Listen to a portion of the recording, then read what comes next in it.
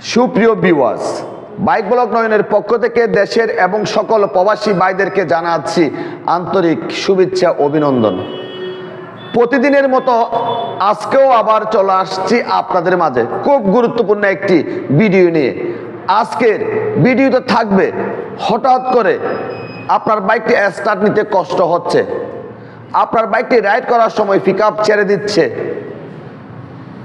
আপনার বাইকটি ধাক্কা মেরে এভাবে চলতেছে। সেক্ষেত্রে আপনাদের কোন জিনিসটি চেক করতে হবে?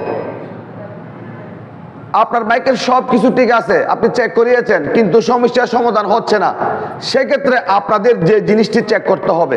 তো চলুন দেখে আসি আজকের ভিডিও।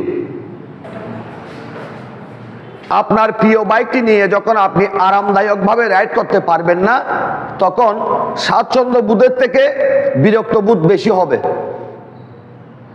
হঠাৎ করে আপনার বাইকের পিকআপ ছেড়ে দিচ্ছে, ধাক্কা মারতেছে, স্টার্ট করতে কষ্ট হয়ে যাচ্ছে, সেক্ষেত্রে আপনার বাইকের সব কিছু ঠিক আছে কিন্তু একটা জিনিস নষ্ট আছে, সেটি হচ্ছে আপনার বাইকের পিকআপ কয়েল।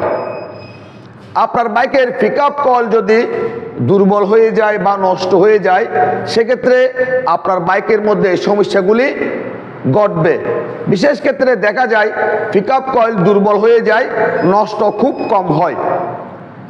দুর্বল হয়ে গেলে আমাদের কি করতে হয়? পিকআপ কয়েল পরিবর্তন করতে হয়। এখন আপনার বাইকের পিকআপ কয়েল দুর্বল হয়ে গেছে, আপনি কিভাবে বুঝবেন? আপনার লাগবে মাল্টিমিটার। মাল্টিমিটার দিয়ে আপনার বাইকের পিকআপ কয়েল চেক করতে হবে। পিকআপ কয়েলের রেজিস্টার কত থাকতে হবে? মাল্টিমিটারের মধ্যে আমাদের পিকআপ কয়েলের রেজিস্টার দেখাবে 180 থেকে 230-এর ভিতর। যদি কম বেশি দেখায়, সেক্ষেত্রে আপনার বাইকের পিকআপ কয়েল নষ্ট। কি করতে হবে? পরিবর্তন করতে হবে। সেক্ষেত্রে বাইকের পিকআপ ছেড়ে দেওয়ার সমস্যা সমাধান হয়ে যাবে। এখানে আরো একটা গুরুত্বপূর্ণ বিষয় আছে, সেটি হচ্ছে আপনার বাইকের ম্যাগনেটের ভিতর লাগানো থাকে একটি আলমিসার। এই আলমিসার থেকে এসি কারেন্ট সাপ্লাই করতে থাকে। এসি কারেন্ট আর ইউনিটের মধ্যে যায়, আর ইউনিট থেকে ব্যাটারিকে চার্জ করে। এখন এই চার্জিং কয়েল থেকে যদি এসি কারেন্ট সাপ্লাই না হয়, সেক্ষেত্রে আপনার বাইকের ব্যাটারি বসে যাবে।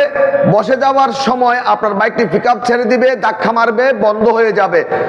এক পর্যায়ে এসে আপনার বাইকটি আপনি আর স্টার্ট করতে পারবেন না। সেজন্য আপনাদের অবশ্যই চেক করতে হবে চার্জিং কয়েল। চার্জিং কয়েলের রেজিস্টার কত থাকতে হবে? 0.9 থেকে 1.1 ওহমস রেজিস্টার থাকতে হবে। যদি কম বেশি থাকে, সেক্ষেত্রে আপনার বাইকের চার্জিং কয়েল নষ্ট, পরিবর্তন করে নেবেন। আপনার বাইকটি রাইড করার সময় আর পিকআপ ছেড়ে দিবে না, আপনার বাইকটি স্টার্ট করতে আপনার আর কষ্ট হবে না, এবং বাইক রাইড করার সময় আপনি আরামদায়কভাবে রাইড করতে পারবেন।